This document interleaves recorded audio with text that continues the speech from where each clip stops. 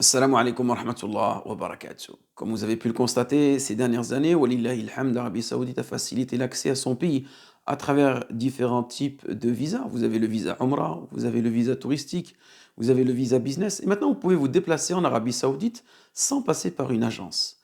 Mais en réalité, il faut faire attention. Il y a certains endroits dont le musulman ne doit pas y aller, ne doit pas les visiter, ne doit pas aller à ces endroits-là dans un but touristique.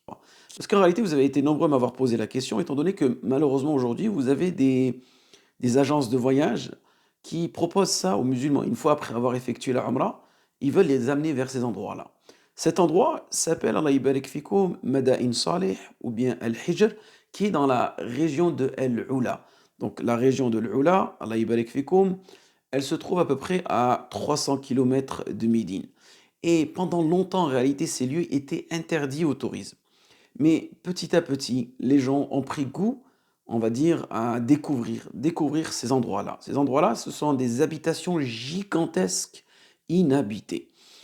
Et les savants avaient bien émis des fatwas, walillahi alhamd, depuis au moins une trentaine, quarantaine d'années, que ces endroits-là étaient interdits à la visite. Mais malheureusement, vous savez, euh, les gens parfois suivent leur passion. Et les savants, lorsqu'ils ont interdit ces endroits-là, bien sûr, c'est basé sur la parole du messager sallallahu alayhi wa sallam. Alors que le prophète sallallahu alayhi wa sallam était en expédition vers Tabouk, dans un but militaire et non pas dans un but touristique, donc direction vers le nord de Médine, il passe par la région du Hijr, appelée aujourd'hui Al-Ula, comme je l'ai mentionné précédemment, et cette région, elle était habitée par qui? Elle était habitée par le peuple de Thamoud. Qui est Thamoud? Thamoud, son peuple, c'est ceux qui ont désobéi au messager Saleh. Ils ont tué la chamelle par transgression et par orgueil. Naam. C'est pour cette raison que Allah subhanahu wa ta'ala les a exterminés.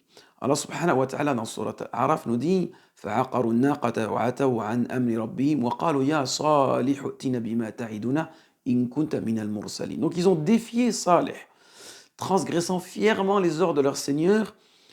Ils tuèrent la chamelle de Saleh avant de dire Ya Saleh, exécute à présent tes menaces si tu es un vrai messager.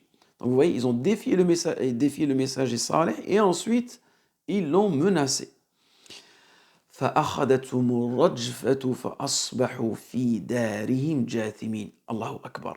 Allah subhanahu wa ta'ala nous dit, saisis par le cataclysme, ils se retrouvèrent sans vie, gisant sur leur terre. Et c'est cet endroit-là où ont été exterminés les gens de Thamoud. فتولى عنهم وقال يا قوم لقد أبلغتكم رسالة ربي ونصحت لكم ولكن لا تحبون الناصحين ولكن لا تحبون الناصحين. Ils se détournèrent d'eux. Saleh leur dit, mon peuple, je vous ai transmis le message de mon Seigneur en toute sincérité et j'ai prodigué de bons conseils, mais vous n'aimez pas les bons conseils. Et le prophète sallallahu alayhi wa sallam nous explique, ou plutôt a expliqué à ses compagnons. Regardez ce qu'il dit à ses compagnons. Lorsque je vous ai dit, il passait par ces villes-là, les villes de Saleh, lorsqu'il se dirigeait vers Tabouk, le prophète sallallahu alayhi wa sallam leur a dit, ne rentrez pas chez ces châtiers si ce n'est qu'en pleurant, afin que ceux qui les a frappés ne vous frappent point. Donc regardez le prophète sallallahu alayhi wa sallam comme il éduque ses compagnons.